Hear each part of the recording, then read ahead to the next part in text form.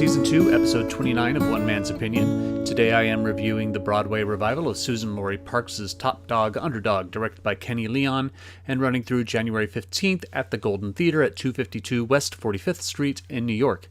Topdog, Underdog is the 2002 Pulitzer Prize-winning drama about two brothers, the elder Lincoln, played by Corey Hawkins, and a younger Booth, played by Yaha Abdul-Mateen II. Set in the here and now, the brothers live together in a small studio apartment. Being that I've lived in a studio apartment like this in New York, where you have to share the communal bathroom with everyone on the floor, I immediately associated the location as New York City, but it doesn't have to be. It could just as easily be any urban apartment complex for those of minimal means. Arnulfo Maldonado's scenic design for the apartment is perfect. It's sad, it's cramped, and you can imagine how the place smells just by looking at it. The rotating element feels a little unnecessary. It's a slight detail that happens when the curtain, dressed as a sepia-toned American flag, which I love, rises.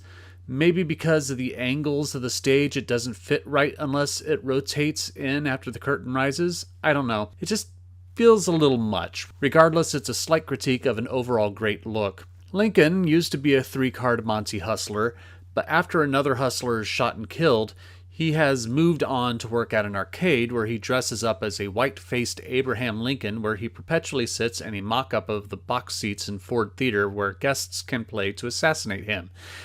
Yeah, I don't know where Parks got this idea and if there's any real analog to this practice, but for the sake of the play, this exists.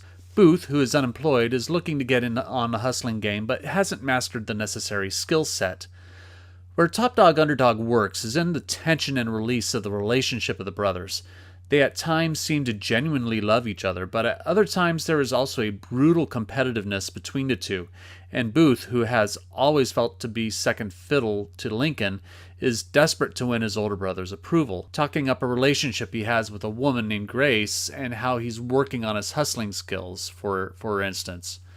The problem is, he doesn't really know how to be Lincoln's equal without pulling Lincoln down.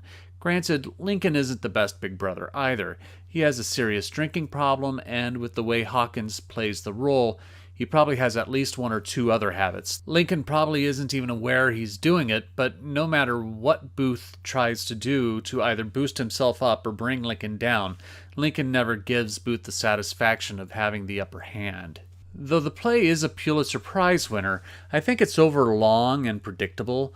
Parks has a tendency to write redundant dialogue throughout, whether it be about the two talking about how to properly play three-card Monte, or how one of them has it worse off than the other because of how screwed up their relationship with their parents was. At about 2 hours, 20 minutes, the dialogue could have been tightened up and brought into a one act under 2 hours. The character names are a bit too on the nose for me too. The two could just as easily have been named Cain and Abel or Jacob and Esau, and Chekhov's gun is so prominently presented early on that the play's finale becomes quite predictable. But what works far outweighs what doesn't. The sibling rivalry is genuine, and director Leon makes the two come alive. Being the eldest sibling of three, I relate very much to Lincoln, watching Booth do everything he can to impress him and not to feel inferior. Parks's dialogue is sharp and piercing when it's coming in hot and fresh and not spinning its wheels. A lot of the credit also goes to Abdul-Mateen II and Hawkins, who are both fantastic. Hawkins has been one of my favorite young actors for 7 years, and he never disappoints. And Abdul-Mateen I've only recently become familiar with, but I love his urgency on stage here, coupled with Hawkins's reticence to return to the game. It is a little funny, since Hawkins is 2 years younger than Abdul-Mateen, that he's playing the older brother, but the two play the ages right. Hawkins, who is 34, looks so beaten by life he looks like he's pushing 50 at times, while Abdul-Mateen, who's 36, runs around a stage sometimes like he's still in his mid-20s. The two are excellent actors, and I love watching them on stage with each other. Their performances are so riveting that even with the predictable ending, I got a devilish glee in hearing audience members scream during its brutal conclusion. Topdog Underdog is a really good play. It does have its drawbacks, but the electric duo of Abdul-Mateen and Hawkins make Topdog Underdog a must-see. But I am only one man's opinion, so be sure to leave yours in the comments below. If you want to see Topdog Underdog, I'll leave a link in the description. You can support my channel by liking, sharing, and subscribing, and click the notification bell to be notified about future reviews. My next review will be the off-Broadway revival of A Raisin in the Sun. Thank you so much for watching, and I will see you at the theater.